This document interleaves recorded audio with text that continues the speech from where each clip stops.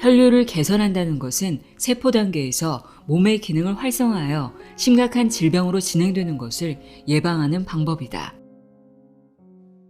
혈류량을 늘려 혈액이 온몸 구석구석까지 제대로 전달되면 지금보다 훨씬 건강해지고 더욱 생기 넘치게 변할 것이다. 우리 몸을 죽이고 살리는 것은 혈류에 달려있다.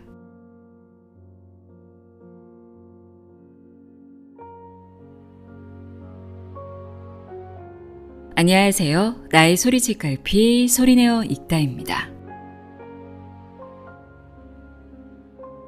오늘은 모든 병의 원인은 단 한 가지, 혈류만 개선하면 온갖 문제를 한꺼번에 해결할 수 있다고 이야기하는 책입니다.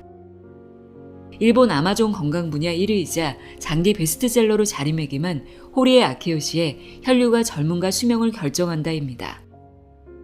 90년 전통의 한방 약국을 4대째 운영하고 있는 한방 약재사인 저자는 지금까지 상담 건수가 5만 건이 넘고 서양의학, 한방의학, 심리학 이 세 가지 관점에서 종합적으로 혈류 문제에 접근하고 있어 환자들에게 호평을 받고 있다고 합니다. 저자는 우리 몸을 죽이고 살리는 것은 혈류에 달려있다고 강조합니다. 혈류는 혈액의 흐름인데요. 혈류를 개선한다는 것은 단순히 피를 맑게 한다거나 혈액순환에만 중점을 두어 체질을 개선시키는 것이 아닌 혈액을 만들고 늘리고 순환시켜야 비로소 가능하다고 합니다. 이 책에서 말하는 혈류 개선법은 간단합니다.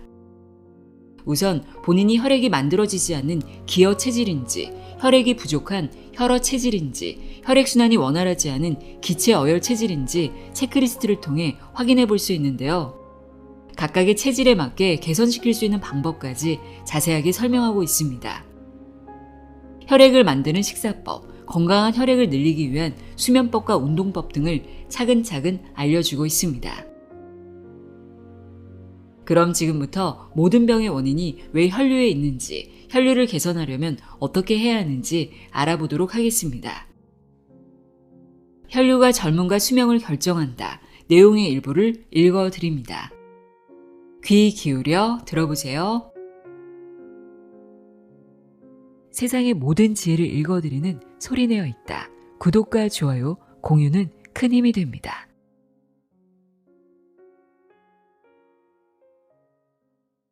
시작하며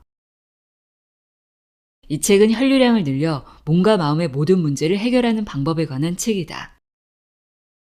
혈류가 모든 문제를 해결한다고? 혈액의 흐름이 좋아지면 건강해지게 하겠지만 마음의 문제까지 해결될까? 이런 의문이 드는 것은 어쩌면 당연하다. 하지만 한번 생각해보자. 몸 상태가 좋지 않은 날은 평소보다 기분이 가라앉는가? 어깨 결림이나 두통이 심할 때는 부정적인 생각만 하게 되지 않는가? 생리 전에는 나도 모르게 자꾸 화를 내게 되지 않는가? 반대의 경우도 생각해보자. 아침에 일어났을 때 몸이 개운한 날은 하루의 시작도 즐겁지 않은가? 땀을 흘리며 운동을 하고 나면 기분까지 후련해지지 않는가? 맛있는 음식을 먹고 난 후에는 만족스럽고 행복한 느낌이 들지 않는가? 이러한 사실은 몸과 마음이 서로 연결되어 있다는 것을 보여준다. 한 번이라도 이러한 경험을 해본 적이 있거나 건강 문제로 힘들어하고 있다면 혈류를 개선하자. 그러면 문제를 해결할 수 있다. 몸과 마음을 힘들게 하는 모든 문제의 원인은 바로 혈류에 있기 때문이다.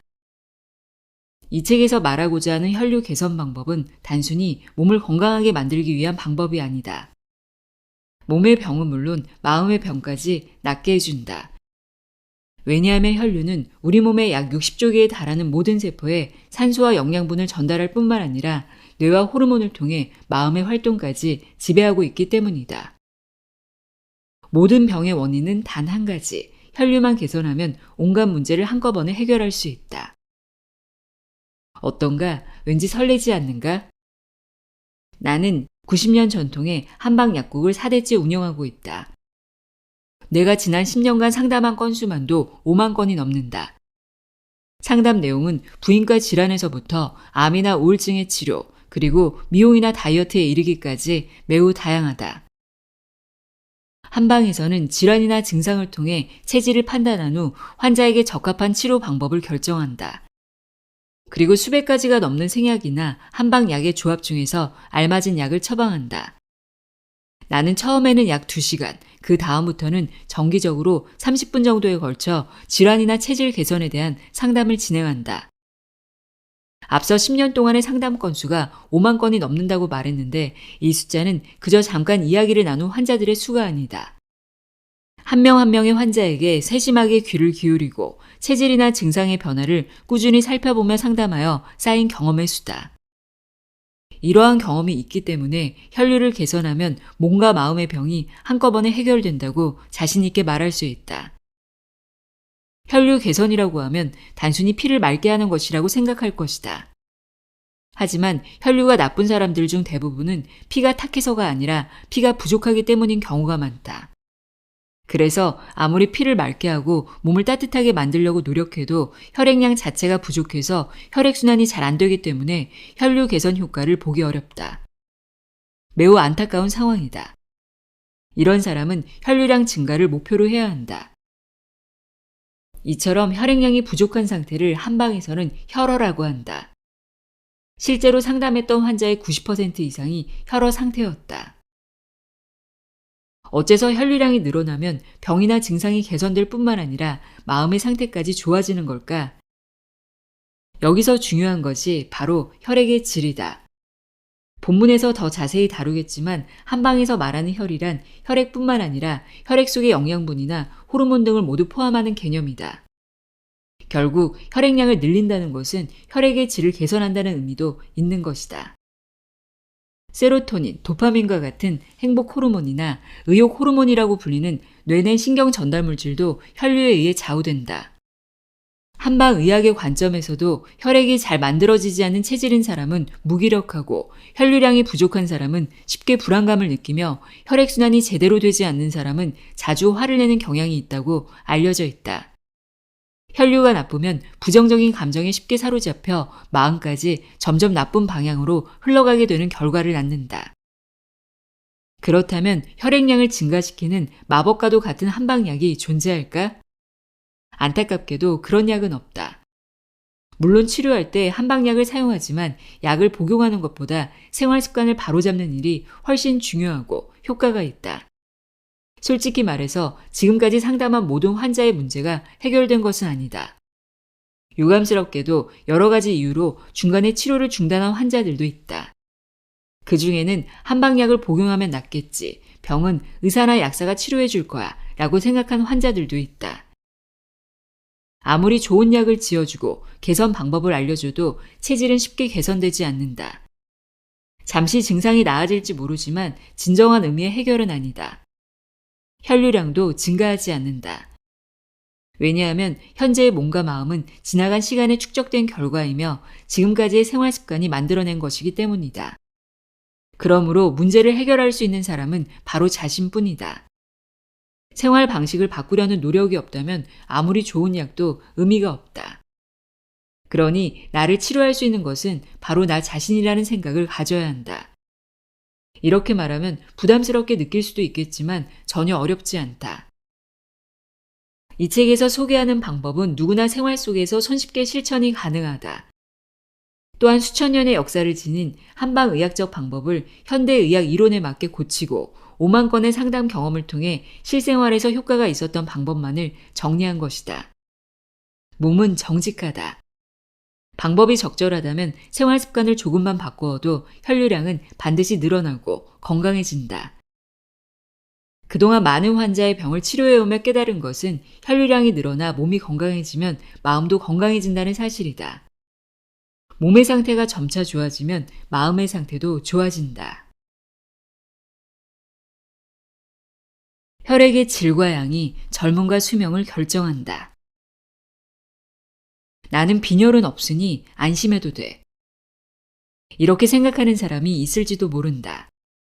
하지만 쉽게 안심하기에는 이르다. 한방에서 혈액량이 부족하다고 말하는 혈어는 단순히 빈혈만을 의미하는 것이 아니라 혈액의 질이 나빠진 상태도 포함된다.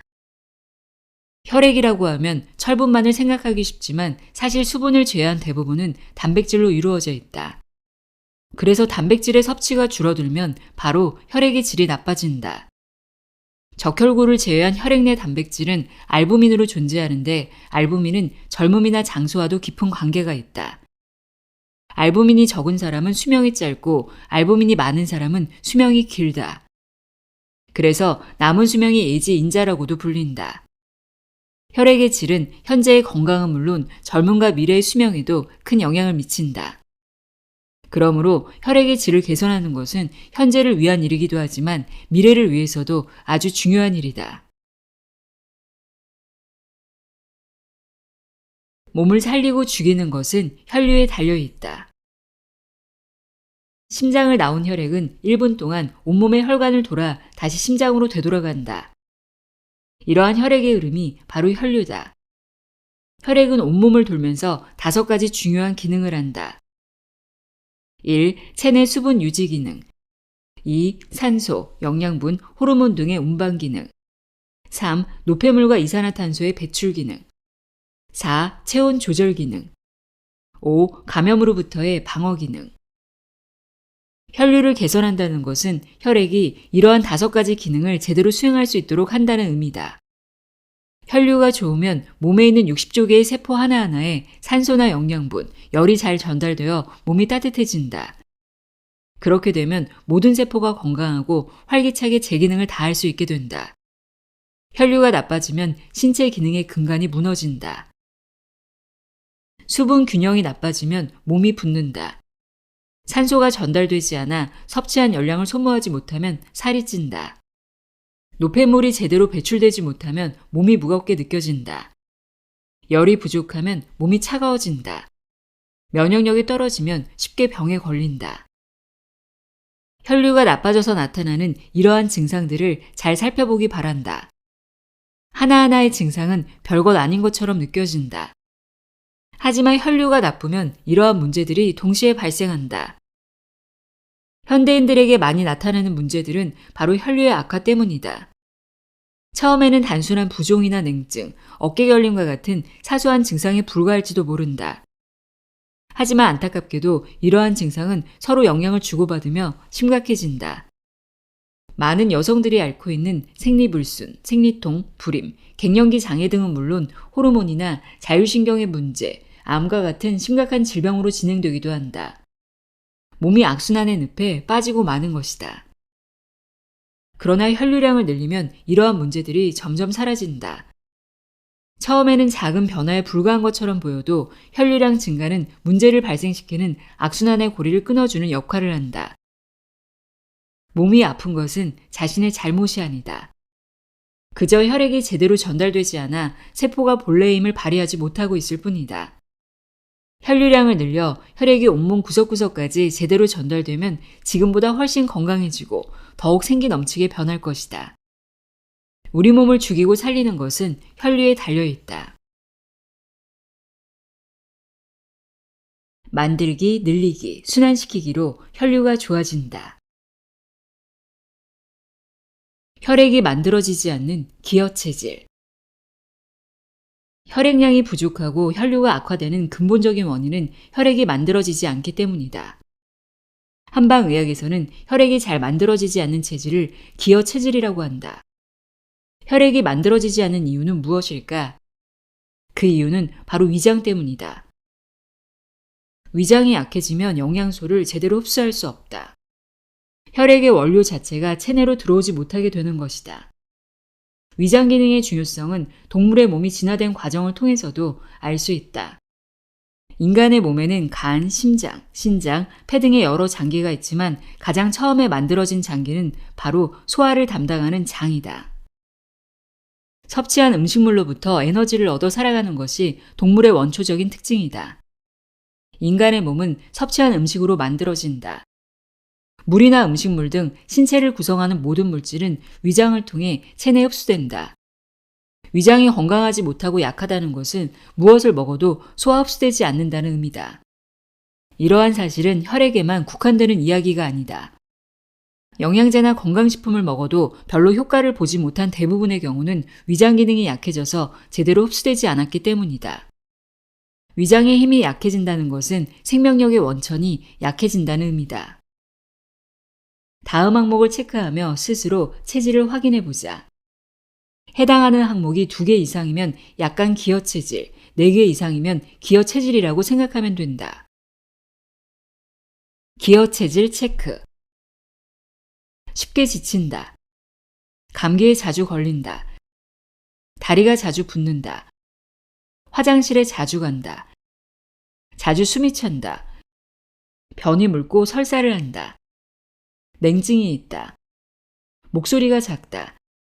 자주 체한다. 배가 부를 때까지 먹는다. 신진대사가 활발하지 않다.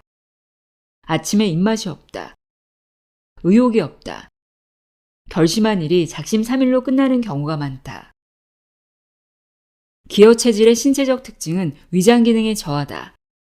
혈액뿐만 아니라 에너지도 만들어지지 않으므로 쉽게 지치고 무기력하다. 잘 먹지 못하니 분명 말랐을 거야 라고 생각하기 쉽지만 기여체질은 매우 상반된 양상을 보인다. 아무리 먹어도 살이 찌지 않는 마른 체형도 있고 아무리 적게 먹어도 살이 찌는 비만 체형도 있다. 전자는 위장이 약해서 영양소가 충분히 흡수되지 않기 때문이고 후자는 위장이 약해서 에너지를 만들어내지 못해 신진대사가 떨어지기 때문이다. 기여체질의 심리적 특징은 의욕이 없다는 것이다. 결심한 일이 작심삼일로 끝나거나 문제를 적극적으로 해결하려는 의지가 금세 약해진다. 음식으로부터 에너지를 얻지 못해 기력이 부족한 탓도 있지만 또 다른 원인은 위장과 뇌가 서로 연결되어 있기 때문이다. 혈액이 부족한 혈어체질. 혈액이 부족한 상태를 한방에서는 혈어체질이라고 한다. 기여체질이 개선되어 혈액이 제대로 만들어지면 자연스럽게 혈액량이 늘어난다. 하지만 여성의 경우에는 그것만으로는 부족하다. 혈액의 원료를 더욱 적극적으로 섭취해야 한다. 왜냐하면 여성은 매달 생리로 인해 혈액이 손실되므로 혈액량이 부족해지기 쉽기 때문이다. 실제로 상담을 받으러 오는 환자 중에는 혈어 상태인 사람이 많다. 여성의 힘인 혈액이 부족하다 보니 부인과 질환이 많이 걸린다는 것도 혈어 체질의 특징 중 하나다. 다음의 항목을 체크하며 혈어 체질인지 아닌지 스스로 판단해보자. 해당하는 항목이 2개 이상이면 약간 혈어 체질, 4개 이상이면 혈어 체질이라고 생각하면 된다. 혈어 체질 체크. 가슴이 두근거린다. 손톱이 얇고 쉽게 갈라진다. 건망증이 심하다. 안색이 창백하고 칙칙하다. 피부가 건조하다. 생리 불순이 있다. 탈모가 있거나 흰머리가 많다. 빈혈이 있거나 앉았다가 갑자기 일어서면 어지럽다. 눈이 침침하고 쉽게 피로를 느낀다. 손발 저림, 근육에 경련이 있다. 불면증이 있거나 잠을 깊이 자지 못한다. 이명이 있다. 자주 불안감을 느낀다. 자신감이 부족하다. 혈어 체질의 신체적 특징은 우선 부인과 질환에 걸리기 쉽다는 점이다. 한방에서는 자궁은 혈의 바다라고 하는데 혈액이 충분하지 않으면 자궁, 난소계가 매우 약해진다. 그래서 생리통, 자궁 내막증, 불임증 등의 부인과 질환이 있는 경우에는 혈어 체질일 가능성이 높다. 또한 혈어 체질의 경우 노화가 빨라지므로 여성에게는 매우 달갑지 않은 일이다. 한방에서 말하는 혈이란 혈액뿐만 아니라 영양분도 포함된 개념으로 혈액 부족은 곧 몸 전체가 영양 부족 상태라는 의미가 된다. 그렇기 때문에 혈색이 나빠지고 피부가 건조해지며 주름살이 늘어난다. 혈어 상태인 사람은 아무리 값비싼 화장품을 발라도 효과가 없다. 혈어 체질의 심리적 특징은 불안감을 자주 느낀다는 점이다. 이유 없이 불안감이 계속되고 눈앞의 문제가 해결되어도 마음이 안정되지 않는다. 몸이 끊임없이 불안을 만들어내고 있기 때문이다. 우리 몸에 존재하는 60조 개의 세포는 혈액을 통해 산소와 영양분을 공급받는다. 혈액이 부족해지면 각각의 세포는 활동에 필요한 물질이 공급되지 않는다는 사실을 감지하고 불안감을 느끼게 된다. 인간의 몸은 세포의 집합체라 할 수 있다. 60조 개의 세포가 생명에 대한 불안감을 느끼면 당연히 세포의 집합체인 인간 역시 막연한 불안감을 느끼게 된다. 혈액순환이 원활하지 않은 기체 어혈 체질. 한방에서는 혈액의 흐름이 원활하지 않은 상태를 기체 어혈 체질이라고 한다. 스트레스를 받으면 뇌의 시상하부가 자극되어 자율신경을 긴장시킨다. 자율신경이 긴장되면 스트레스 호르몬이 분비되어 온몸의 혈관을 수축한다. 이로 인해 혈액이 원활하게 흐르지 못하게 된다. 기체 어혈 체질인 사람은 스트레스에 민감한 경향이 있다. 다음의 항목을 체크하여 해당하는 항목이 2개 이상이면 약간 기체 어혈 체질, 4개 이상이면 기체 어혈 체질이라고 생각하면 된다. 기체 어혈 체질 체크. 입에서 쓴맛이 난다. 설사와 변비가 반복된다. 편두통이 잦다. 목에 무언가가 걸린 느낌이 든다. 생리 전에 배나 가슴이 당기는 느낌이 든다. 자주 한숨을 쉰다. 주름 주근깨가 많다. 만성적인 어깨 결림이나 두통이 있다. 생리통이 심하고 덩어리가 있다. 얼굴이나 입술색이 어둡다. 하지 정맥류가 나타난다. 스트레스에 약하다. 자주 화가 난다. 자신의 감정을 조절하기 어렵다. 기체 어혈 체질의 신체적 특징은 일반적으로 혈액순환이 나쁘다고 말하는 증상이 나타난다는 점이다. 단, 탁한 혈액 때문에 혈류가 나쁜 것이 아니다. 탁한 혈액은 고혈압을 일으키기 쉽지만 혈류량 부족은 저혈압을 일으키기 쉽다. 혈류량 부족으로 저혈압이 생기는 사람들이 의외로 많다. 고혈압이 있으면 건강검진을 통해 주의하라는 지시를 받지만 저혈압을 심각하게 생각하는 경우는 별로 없다. 저혈압은 국제적인 진단 기준도 없고 관련 연구도 많지 않다. 하지만 저혈압을 결코 가볍게 생각해선 안 된다. 저혈압은 아침에 일어나기 힘들고 몸이 무겁게 느껴지는 증상 외에도 어깨 결림, 두통, 어지러움, 이명 등을 일으키기도 한다.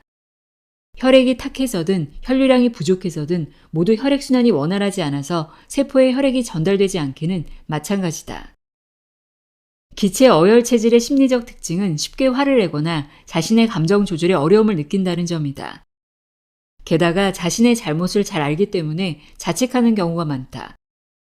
특히 기체 어혈 체질은 월경전 증후군, PMS에 걸리기 쉽다. 생리 전에는 감정이 격해지고 감정을 조절하기가 더욱 힘들어진다. 실제로 생리 전에는 뇌내의 행복 호르몬인 세로토닌이 일시적으로 감소한다는 사실이 밝혀졌다. 혈액이 제대로 만들어져서 혈액량이 늘어나면 뇌내의 행복 호르몬도 증가한다.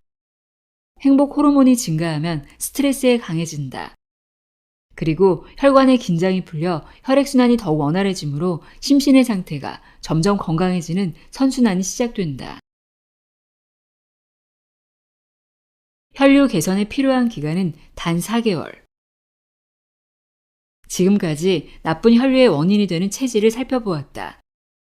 대부분의 경우에는 해당 항목이 가장 많은 한 가지 체질만이 아니라 여러 가지 체질이 복합적으로 나타난다. 이런 경우에도 우선은 기여 상태의 개선부터 시작해서 혈어, 기체 어혈 상태 순서로 개선하는 것이 바람직하다.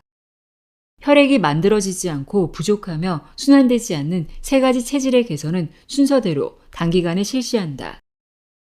여기서 말하는 단기간이란 4개월을 의미하며 4개월이라는 기간이 필요한 이유는 다음의 2가지 원인 때문이다. 첫째, 적혈구의 수명 때문이다. 적혈구는 골수에서 생성되어 온몸의 혈관으로 흘러간다. 그리고 노화된 적혈구는 비장에서 파괴된다. 적혈구가 생성되어 파괴되기까지 걸리는 기간이 120일이다. 그러므로 모든 혈액이 새로운 혈액으로 바뀌려면 4개월이 필요하다. 둘째, 여성의 리듬을 만드는 난자 때문이다. 혈류와 난자가 무슨 상관이 있다는 것인지 의아하게 생각할 수도 있다. 자궁은 혈의 바다라 할 수 있다. 여성에게 매우 중요한 혈액은 자궁 난소계의 기능을 상징적으로 나타낸다. 혈류의 상태가 좋아야 생리의 상태가 좋아지고 생리 상태가 좋지 않으면 혈류 상태 역시 좋지 않다. 이러한 생리 리듬의 기초가 되는 난자가 준비되는 데 필요한 기간이 약 4개월이다. 그런 점에서 여성은 매우 유리하다. 생리를 통해 눈으로 혈류 상태를 직접 확인할 수 있기 때문이다. 공복 시간을 확보하자. 혈류가 나쁜 까닭은 틀림없이 공복 시간이 없기 때문이다. 여기서 주의할 점은 공복과 공복감은 전혀 다르다는 사실이다. 공복은 실제로 위장이 비어있는 상태를 말한다. 그에 비해 공복감은 위장에는 음식물이 남아있는데도 비어있는 것처럼 느껴지는 상태를 말한다. 자신이 느끼는 공복감은 진짜 공복인가? 공복의 반대는 배가 부르도록 먹는 만복이다. 혈액의 원료인 영양분을 얻으려면 많이 먹어야 한다고 생각할지도 모르지만 정말 많이 먹어야 좋은 것일까? 음식물이 들어오면 위는 수축과 이완을 반복하며 음식물을 잘게 부수어 소화 흡수시킨다. 그런데 신기하게도 소화 흡수할 때만 위가 수축하는 것은 아니다. 식사를 마치고 9시간 정도 지나면 위는 텅 빈 상태가 되는데 이때 음식을 소화할 때보다 더 강한 수축이 일어난다. 수축 강도가 매우 세서 위뿐만 아니라 소장에까지 자극이 전달되며 공복 상태가 계속되면 강력한 수축은 90분 단위로 15에서 30회 정도 반복된다. 위가 이렇게 강하게 수축하는 데는 이유가 있다. 바로 위장을 청소하기 위해서다. 강한 수축으로 위와 장 속에 남아있는 음식물이나 찌꺼기, 낡은 점막을 떨어뜨려 위장을 깨끗하게 청소하는 것이다. 뱃속에서 나는 꼬르륵 소리를 창피하다고 생각하는 사람도 있는데 이 소리는 위가 청소를 위해 수축할 때 나는 소리다. 꼬르륵 소리가 나는 것은 배고파요, 먹고 싶어요 라는 신호가 아니라 청소 중입니다. 지금 먹지 마세요 라는 신호다. 만약 공복 시간이 없으면 위는 청소를 하지 못하게 된다. 그러면 음식 찌꺼기가 그대로 남아서 위벽이 더러워지고 위장의 기능이 점점 떨어지게 된다. 소화력이 약해져서 체하기도 하고 영양소를 충분히 흡수할 수 없게 된다. 하루 24시간 중에서 공복 시간은 몇 시간인가? 다시 말하지만 식후 90분이 지나야 공복 시간이 시작된다. 아침 식사 후 10시쯤에 간식을 먹고 12시에 점심 식사, 3시에 커피 한 잔, 업무 도중에 과자도 먹는다. 일이 끝나면 스트레스 해소를 위해 달콤한 초콜릿을 먹기도 한다. 저녁 식사를 준비하는 동안에도 맛을 본다며 조금씩 먹고 저녁을 먹고 난 후에는 퇴근길에 사온 케이크를 먹는다. 혹시 이런 생활을 하고 있지 않은가? 공복 시간은 어디에 있는 걸까? 위장은 틀림없이 쉬고 싶다고 외치고 있을 것이다. 주위에 먹을 것이 넘쳐나는 현대인의 생활 환경에서는 사실 공복 시간이 거의 없다. 그래서 식후 90분 이후부터 시작되는 청소 시간을 확보하지 못해 위장은 음식 찌꺼기와 쓰레기가 그대로 붙어있는 상태가 지속된다. 우리 뱃속의 온도는 37도다. 쓰레기가 남아있으면 금세 부패가 시작된다. 부패한 쓰레기에 둘러싸여 쉴 새 없이 일해야 하는 위장의 처지를 생각해보자. 그야말로 비극이다. 생각만 해도 불쌍하다. 더는 일하고 싶지 않을 것이다. 그래서 소화를 거부하고 파업을 선언하는 것이 바로 소화불량, 더부룩함, 속쓰림 등의 증상이다. 특히 최근 속쓰림 증상이 주된 증상인 역류성 식도염 환자가 급격히 늘어나고 있는데 그 수는 1970년대에 비해 5배나 증가했다고 미국의 한 연구 결과에서 밝혀졌다. 연간 치료제 거래액도 130억 달러를 넘는다. 지금까지는 과식, 지방과 당분의 과다 섭취, 스트레스 등이 원인이라고 알려져 왔지만 새로운 연구 결과에 따르면 늦은 저녁 식사가 주요 원인 중 하나라는 사실이 밝혀졌다. 위장을 청소하지 못해 병에 걸리는 것이다. 잠들기 전에 배고픔을 느끼는가? 만약 저녁을 너무 많이 먹었거나 야식 또는 잠들기 직전에 늦게 식사를 했다면 만복 상태로 잠이 들게 된다. 그렇게 되면 자는 동안에는 소화가 진행되지 않는다. 위는 활동을 멈추고 음식물이 그대로 남아있어 공복 상태가 아니므로 강한 수축에 의한 청소는 불가능해진다. 위장을 청소하기 위한 비결은 저녁 식사량을 줄여서 약간 출출하다는 생각이 드는 상태에서 잠이 드는 것이다. 저녁 식사량을 어느 정도 줄여야 하는지 알기 어려울 때는 아침에 일어나서 식욕을 체크해보면 된다. 일어나서 1시간 이내에 배고프다는 생각이 들거나 밥이 맛있게 느껴진다면 저녁 식사량이 적당하다는 증거다. 반대로 아침에 일어났을 때 배가 고프지 않거나 식욕이 없으면 밤에 과식했다고 볼 수 있다. 또한 위장 청소가 제대로 이루어지고 있다면 아침에 쓰레기가 배출된다. 즉, 아침에 변을 본다. 아침에 변을 보는 것이야말로 위장 청소가 제대로 이루어지고 있다는 확실한 증거다. 보통 매일 밤 위장 청소가 이루어지므로 매일 아침 변을 보는 것이 바람직한 현상이다. 일주일 저녁 단식으로 위장을 되살려라. 위장의 건강을 되찾아 혈액이 제대로 만들어지도록 하자. 그러기 위해서는 위장을 회복시켜야 한다. 식사량, 특히 저녁 식사량을 줄이는 것이 위장 기능 회복에 효과적이다. 단기간에 위장의 건강을 개선하기 위한 방법으로 일주일 저녁 단식을 추천한다. 식사량을 적절하게 줄이기 어렵다면 아예 저녁을 먹지 않는 것도 방법이다.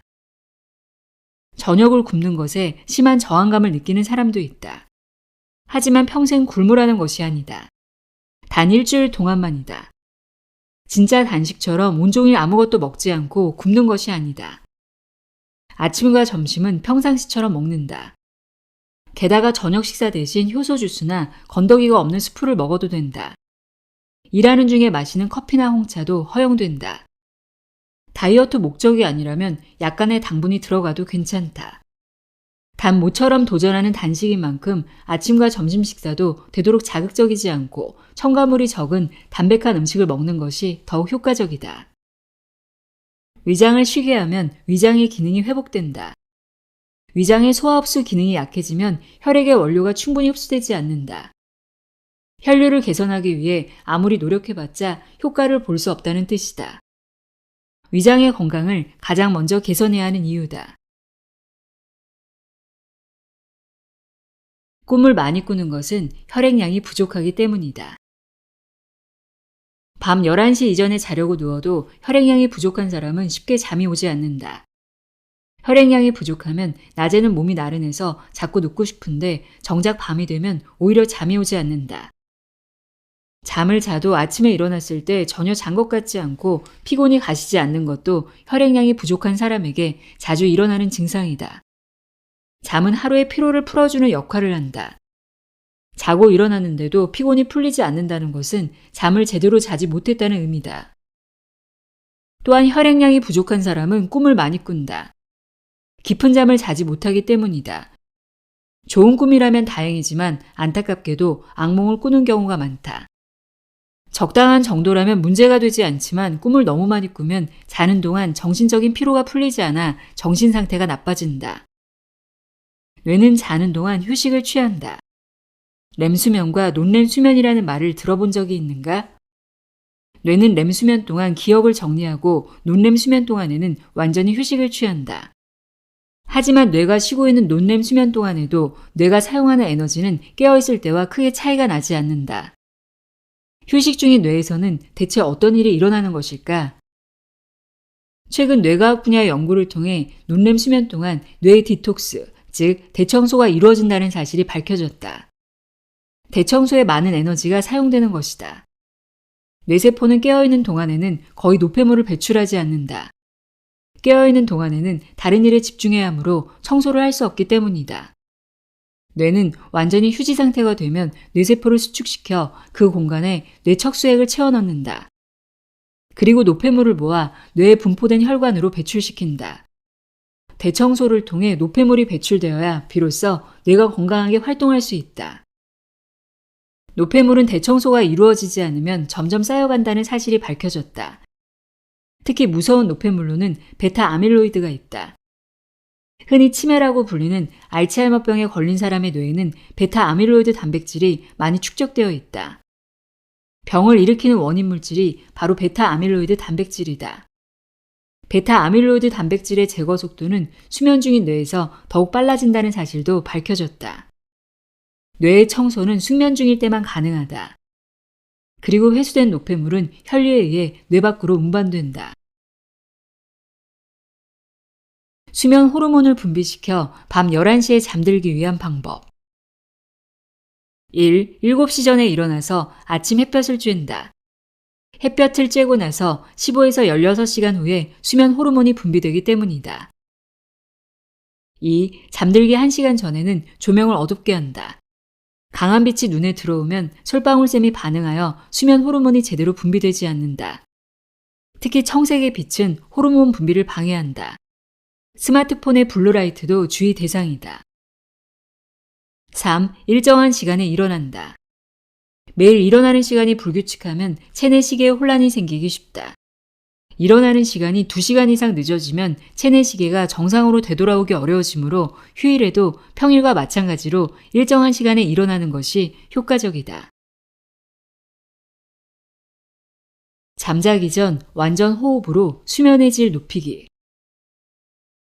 크게 심호흡을 해보자. 몸이 따뜻해지지 않는가? 혈액량이 부족하면 혈류가 나빠져서 산소가 제대로 전달되지 못하므로 몸 전체가 가벼운 산소 결핍 상태가 된다. 산소가 부족해서 열을 내지 못하는 상태다. 그래서 심호흡을 하는 것만으로도 산소가 온몸에 전달되고 세포의 신진대사가 활발해져서 몸이 따뜻해진다. 심호흡은 방법에 조금만 신경을 쓰면 엄청난 효과를 발휘한다.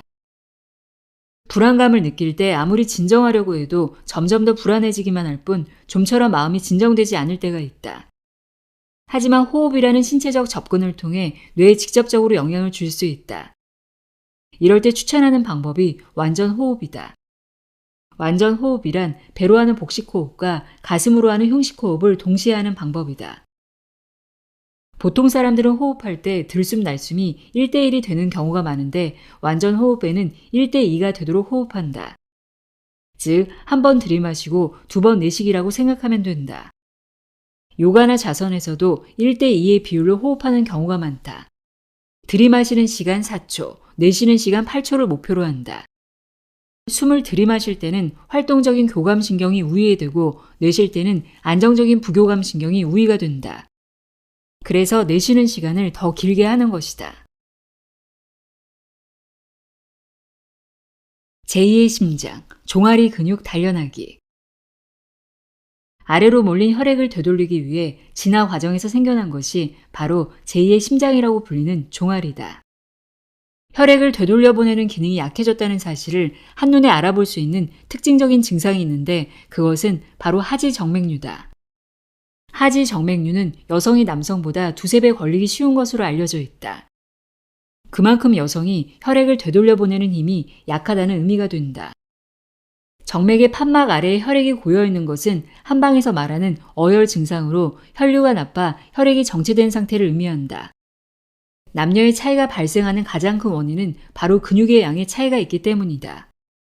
남성은 종아리 근육이 많으므로 그만큼 혈류를 심장으로 되돌려 보내기 쉽다. 다리의 부종은 움직이지 않아 고여있는 정맥의 혈액 속 수분이 혈관 밖으로 새어나와 발생한다. 즉 혈액이 다리에 고여있는 상태라 할 수 있다. 원래 온몸을 돌아야 할 혈액이 다리에 고여있으면 상반신은 혈액이 부족한 상태가 된다. 다리가 붓는 사람들에게 어깨결림이나 두통 증상이 자주 나타나는 것도 당연한 이치다. 어떻게 하면 정맥에 쌓인 혈액을 심장으로 되돌려보내고 원활하게 순환시킬 수 있을까? 다리를 움직이면 된다. 물론 평소 많이 걷는 것이 좋다는 사실은 말할 필요도 없지만 특별히 추천하는 방법은 허벅지 올리기 워킹이다. 허벅지를 높이 올리며 걷는 운동법인데 발 뒤꿈치를 앞으로 차듯이 쭉 뻗는 것이 중요하다. 종아리 근육이 완전히 이완되어 혈액을 심장으로 되돌리는 효과가 커진다. 또한 대퇴근을 크게 자극하므로 다이어트 효과도 뛰어나다. 그리고 또 하나 추천하는 운동법은 발 뒤꿈치 올렸다 내리기다. 이 운동을 계속하면 근육이 단련되어 혈액을 되돌리는 힘이 강해지므로 혈류 개선에 직접적인 효과가 있다. 하반신 부종이 없어지고 발목이 가늘어짐은 물론 어깨 결림 증상도 개선된다. 허벅지 올리기 워킹. 1. 일어서서 한쪽 무릎이 허리보다 높아지도록 허벅지를 들어 올린다. 2. 발 뒤꿈치를 앞으로 차듯이 쭉 뻗으며 걷는다. 이때 발가락이 앞으로 나오지 않도록 한다. 3. 반대쪽 다리도 같은 방법으로 실시한다. 발 뒤꿈치 올렸다 내리기. 1. 까치발을 하고 선다. 2. 등을 곧게 편 채로 천천히 발 뒤꿈치를 올렸다가 내리기를 5초 정도 반복한다. 3. 1세트당 30회, 아침 저녁으로 2세트 실시한다.